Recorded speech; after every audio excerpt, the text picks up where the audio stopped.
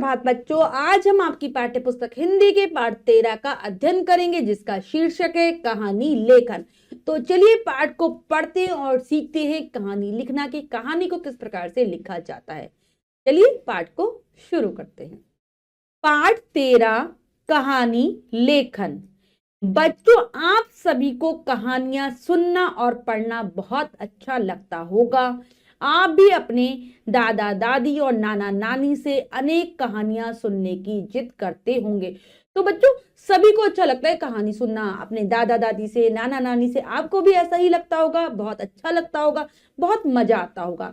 इसी इसी बात को ध्यान में रखकर यहाँ कुछ रोचक व शिक्षाप्रद कहानियां दी गई हैं। इन्हें ध्यान पूर्वक पढ़िए और नई नई कहानियां लिखने का अभ्यास कीजिए। तो यहाँ पर कुछ कहानियां हैं नीचे जिनको आप पढ़ते हैं, जिससे कि आपको एक तो शिक्षा तो मिलेगी, आपको मजा भी आएगा और आप नई नई कहानियां लिखने का सीख भी पाएंगे। तो चलिए पढ़ते हैं। पहली कहानी है हमारी ईमानदार लकड़हारा। राघव एक गरीब लकड़हारा था। लकड़हारा होता है बच्चों लकड़ियों को जो काटता है। गरीब होने के बावजूद भी वह बहुत ईमानदार था। वो गरीब था, उसके पास पैसा नहीं था, लेकिन वो ईमानदार था। किसी को धोखा नहीं देता था, बहुत ईमानदार था। वह प्रतिदिन जंगल से लकड़ियां काट कर लाता और उन्हें बाजार में बेच देता था। लकड़ियां बेचकर जो पैसे मिलते थे उसी से वह अपना और अपने परिवार का पेट भरता था। तो वो क्या करता था, उसका काम रोजाना जंगल से लकड़ियां काट कर लाना, उन्हें बाजार में बेचना, जो आमदनी हुई उससे अपना गुजारा, अपने परिवार का गुजारा करना। एक दिन वह नदी के किनारे लगे विशाल वृक्ष से लकड़ियां काट रहा था। अचानक उसकी कुल्हाड़ी उसके हाथ से छूटकर गहरी नदी में जा गिरी। एक दिन क्या होता है कि वो अपनी कुल्हाड़ी जिससे पेड़ काटे जाते हैं, वो उससे लकड़ी काट रहा था बहुत बड़े पेड़ से, लेकिन क्या होता है उसके हाथ से वो कुल्हाड़ी छूट जाती है, नदी में गिर जाती है। राघव को तैरना नहीं आता था, इसलिए वह नदी के किनारे बैठकर रोने लगा। राघव को रोता देखकर एक जलपरी उसके सामने प्रकट हुई। तो उसे तैरना ही नहीं आता था, वो अपनी कुल्हाड़ी को कैसे निकाले। तभी उसके सामने कौन आ जाती है, एक जलपरी आ जाती है, पानी की जो परी होती है वो आ जाती है। जल परी ने राघव से रोने का कारण पूछा। राघव ने जल परी को सारी बात बताई। अब परी पूछती है कि क्या हुआ, क्यों रो रहे हो तुम। तो राघव सारी बातें बता देता है। उसकी बात सुनकर जल परी ने नदी में डुबकी लगाई और हाथ में सोने की कुल्हाड़ी लेकर बाहर आई। जल परी के हाथ में सोने की कुल्हाड़ी देखकर राघव ने कहा कि यह मेरी कुल्हाड़ी नहीं है। तो जलपरी पानी के अंदर डुबकी लगाती है और अपने हाथ में जलाती सोने की कुल्हाड़ी। लेकिन राघव को बच्चों सोने की कुल्हाड़ी देखकर लालच नहीं आता, वो कह देता है ये मेरी कुल्हाड़ी नहीं है। उसके यह कहते ही जलपरी ने फिर से नदी में डुबकी लगाई और इस बार वह चांदी की कुल्हाड़ी लेकर बाहर आई, किंतु राघव ने उसे भी लेने से इनकार कर दिया। जलपरी फिर जाती है पानी के अंदर से और फिर चांदी की कुल्हाड़ी लाती है। उसको भी राघव मना कर देता है, ये मेरी कुल्हाड़ी नहीं है, मना कर देता है लेने के लिए। अब जलपरी ने तीसरी बार नदी में डुबकी लगाई और जब वह नदी से बाहर आई तो उसके हाथ में लोहे की कुल्हाड़ी थी। जलपरी के हाथ में अपनी कुल्हाड़ी देखकर राघव जोर से चिल्लाया और बोला कि यही मेरी कुल्हाड़ी है। अब तीसरी बार वह फिर से पानी में जाती है, लोहे की कुल्हाड़ी लेकर आती है, जिसे देखकर राघव चिल्लाने लगता है ये मेरी कुल्हाड़ी है, ये मेरी कुल्हाड़ी है। राघव की ईमानदारी से प्रसन्न होकर जलपरी ने उसे लोहे के साथ साथ सोने में चांदी की कुल्हाड़ियां भी दे दी। राघव ने जलपरी को धन्यवाद किया और खुशी खुशी अपने घर लौट गया। तो बहुत प्रसन्न हो जाती है उसकी ईमानदारी से कि उसने सच बोला, इसीलिए वह उसकी लोहे की कुल्हाड़ी के साथ साथ सोने चांदी की कुल्हाड़ी उसे दे देती है। राघव भी जलपरी को धन्यवाद देता है और बहुत खुशी के साथ अपने घर लौट आता है। तो बच्चों ये कहानी हमें यही सिखाती है, अगर हम अच्छा करते हैं, अगर हम ईमानदार होते हैं तो हमें फायदा ही मिलता है, हमारा लाभ होता है, जैसे कि राघव का हुआ। अगली कहानी है खरगोश की सूझबूझ। सूझबूझ मतलब समझदारी, होशियारी। किसी जंगल में एक शेर रहता था। वह अपनी भूख मिटाने के लिए प्रतिदिन अनेक पशुओं को मारकर खा जाता था। तो ये कहानी है जंगल में रहने वाले एक शेर की। जब भी उसे भूख लगती थी ना बच्चों रोजाना, वो क्या करता, जंगल में रहने वाले पशुओं को मारता और खा जाता। अपना विनाश होते देख जंगल के सभी प्राणी चिंतित हो उठे। तब सभी ने मिलकर एक सभा आयोजित की, जिसमें उन्होंने शेर के पास प्रतिदिन एक जानवर भेजने का फैसला लिया।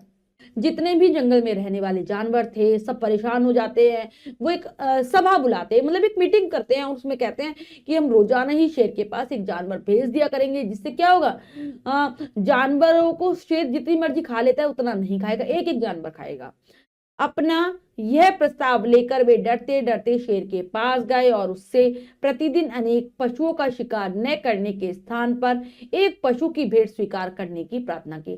सभी जाते हैं शेर के पास ये प्रस्ताव लेकर, डरते डरते उससे कहते हैं कि हम रोजाना तुम्हारे पास एक जानवर भेज दिया करेंगे। सभी पशुओं के आग्रह पर शेर ने उनका प्रस्ताव स्वीकार कर लिया। अब प्रतिदिन एक पशु भोजन के लिए शेर के पास भेजा जाने लगा। तो बच्चों शेर उनकी बात मान जाता है, अब रोज एक जानवर को वो शेर के पास भेजते हैं। एक दिन एक खरगोश की बारी आई। वह चुपचाप शेर की गुफा की ओर चल दिया। पूरे रास्ते वह अपने बचाव का उपाय सोचता रहा। तो एक दिन एक छोटे से खरगोश की बारी आती है, वो जाने लगता है शेर की गुफा की ओर, लेकिन रास्ते भर क्या सोचता रहता है, मैं कैसे बच सकता हूं, मैं कैसे बच सकता हूं इस शेर से। अंत में उसे एक उपाय सूझा। उसने कुछ देर जंगल में विश्राम किया और जानबूझकर शेर के पास देर से पहुंचा। फिर उसे तरकीब समझ में आ जाती है। वो आराम से जंगल में घूमता फिरता रहता है, आराम करता है और फिर शेर के पास बहुत देर से पहुंचता है। खरगोश के देर से आने पर शेर बहुत क्रोधित हुआ। शेर को बहुत गुस्सा आता है। उसने खरगोश से देरी का कारण पूछा। वो पूछता है कि तुम क्यों देर से आए हो। तो खरगोश ने शेर की बात का जवाब देते हुए कहा कि रास्ते में उसे एक दूसरे शेर ने रोक लिया था और वह शेर स्वयं को इस जंगल का राजा बता रहा था। तो वो कहता है, वो जवाब देता है कि रास्ते में मैं तो आ ही रहा था, मुझे एक और शेर ने रोक लिया, वो अपने आप को जंगल का राजा बता रहा था। खरगोश की बात सुनकर शेर का क्रोध और भी बढ़ गया। वह तुरंत खरगोश को साथ लेकर दूसरे शेर को मारने के लिए चल पड़ा। तो जैसे ही शेर सुनता है खरगोश की बात, उसे और ज्यादा गुस्सा आने लगता है। वो अपने साथ खरगोश को लेता है और दूसरे शेर को मारने के लिए चला जाता है। खरगोश शेर को एक गहरे कुएं के पास ले गया। उसने शेर को कुएं के पानी में उसी की परछाई दिखाकर उसे दूसरा शेर बताया। तो कहां ले जाता है खरगोश शेर को, एक कुएं के पास ले जाता है जो बहुत गहरा था। वो कहता है शेर से उस कुएं में झांको, और जो पानी में शेर की ही परछाई दिखती है उसे कहते हैं कि ये दूसरा शेर है। अपनी परछाई को दूसरा शेर समझकर उसने जोर से दहाड़ लगाई। उसी दहाड़ की गर्जन कुएं से वापस आई। तो वो जोर से, उसे गुस्सा हो रहा होता है, वो अपनी परछाई को देखकर जोर जोर से दहाड़ने लगता है। तो उसकी आवाज वापस आने लगती है। उसे लगता है कि दूसरा शेर भी दहाड़ रहा है। कुएं की से आई गर्जन को सुनकर वह दूसरे शेर को मारने के लिए कुएं में कूद पड़ा। तो वो दूसरे शेर को मारने के लिए कुएं में कूद जाता है। और फिर क्या होता है, कुएं का पानी गहरा था जिसमें डूबकर शेर मर गया। शेर की मौत की खबर सुनकर जंगल के सभी पशुओं ने खूब खुशियां मनाई। तो पानी बहुत गहरा था, शेर उसमें डूबकर मर जाता है। ये बात सुनकर जंगल के सभी प्राणी बहुत खुश हो जाते हैं, खुशियां मनाने लगते हैं। इस प्रकार खरगोश ने अपनी बुद्धिमानी और सूझबूझ से अपनी तथा अपने साथियों की जान उस दुष्ट शेर से बचा ली। तो क्या ये किस कारण हुआ था, क्योंकि खरगोश ने बुद्धिमानी नहीं दिखाई थी, समझदारी दिखाई थी। उसने अपनी जान तो बचाई, साथ साथ अपने दोस्तों की भी जान बचा ली उस दुष्ट शेर से। तो ये कहानी बच्चों हमें यही सिखाती है कि हम पर अगर मुसीबत आती है तो हमें बुद्धिमानी का प्रयोग करना चाहिए, अपने दिमाग का प्रयोग करना चाहिए, समझदारी दिखानी चाहिए। तो बच्चों हमने कहानियों को बहुत अच्छे से समझकर पढ़ लिया है। अब आओ अभ्यास करें। में से देखते हैं कि कौन सी कहानी हमें लिखनी है। दिए गए चित्रों की मदद से अपनी उत्तर पुस्तिका में कहानी लिखिए। तो बच्चों यहाँ पर जो चित्र दिए गए हैं और कहानी का नाम है लालची कुत्ता, इसके हिसाब से आपको कहानी लिखनी है। अपनी अभ्यास पुस्तिका में कार्य आपको स्वयं करना है, सुंदर अक्षरों में करना है। एक बार मैं बता देती हूँ आप कैसे लिखेंगे। कि एक बार एक कुत्ते को कहीं से एक रोटी का टुकड़ा मिल जाता है। इसके मुंह में आपको रोटी दिख रही है ना, और वह क्या करता है, उस रोटी को, क्योंकि उसे बहुत ज्यादा भूख लग रही थी, तो वह उस रोटी को अपने मुंह में दबाकर खाने के लिए आगे बढ़ता है। तो रास्ते में एक नदी आती है और नदी पर बना हुआ था एक पुल। वो उस पुल पर बैठकर उस रोटी को खाने लगता है। लेकिन तभी उसे पानी में उसको अपनी परछाई दिखाई देती है। वो सोचता है कि पानी के अंदर एक और कुत्ता है और उसके पास भी रोटी है।